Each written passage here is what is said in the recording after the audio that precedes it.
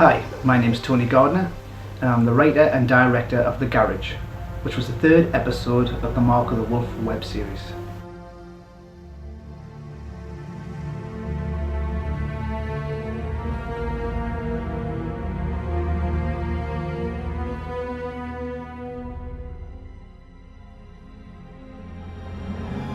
From the first initial ideas I had for The Garage, I always thought having it set in a quite populated area would be an ideal location for someone to go missing and not even be noticed. So I decided to set it in a small but busy coastal town, which has its fair share of tourism. And our poor girl becomes a victim of sacrifice to a werewolf. Can you hear them? What? Calling me.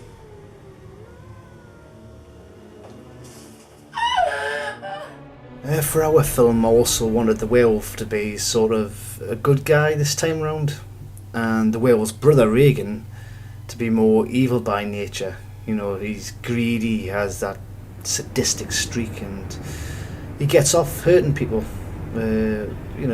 He's a real bad egg. Whilst our werewolf Michael is the victim, and he knows what's about to come of him, but cannot control it.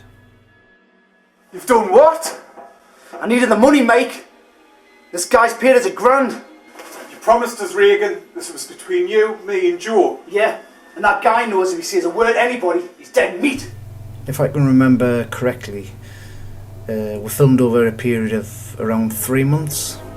This wasn't every day. We used to film, every Sunday. We'd get the gang together, and we'd go out and shoot for about 3 hours, roughly about that. There was a 30-mile journey to the actual garage, the location. I didn't know anybody else who would let us use a garage.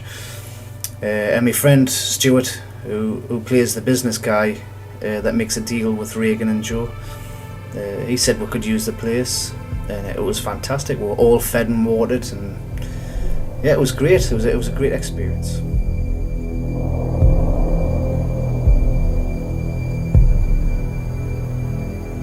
This is it. Showtime. At the time, I was very much hands-on with this project, from writing, directing, acting, and also the makeup. Because I didn't know any of the makeup artists, I took it upon myself to give it a shot, and made this latex mask for our actor John, which you can see in this shot. It's in the process of getting attached to his face. The makeup process could be lengthy at times, and sometimes it would take an hour. Other times you could have it ready quite quickly. Jesus. But it was all fun to do, and I enjoyed that sort of self-taught experience as well. All the makeup you see in the film was experimental. I didn't have a clue if it would work or if it would fail.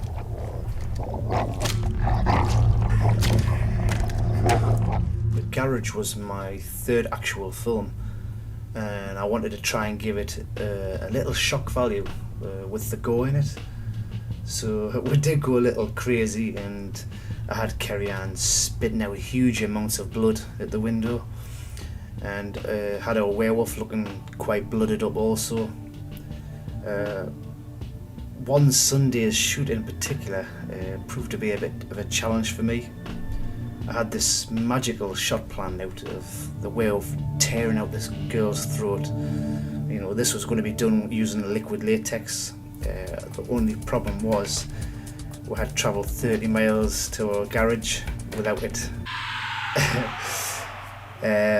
So in a state of panic, I did come up with this basic idea of using wet tissue paper covered in fake blood, and you know, these shots surprisingly I think still work.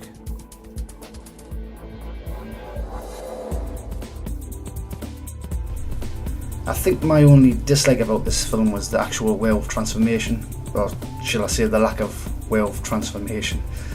This was down to time restrictions whilst we filmed, which was unfortunate, as I'm a huge werewolf fan myself, and I know this kind of thing a fan wants to see in these type of films.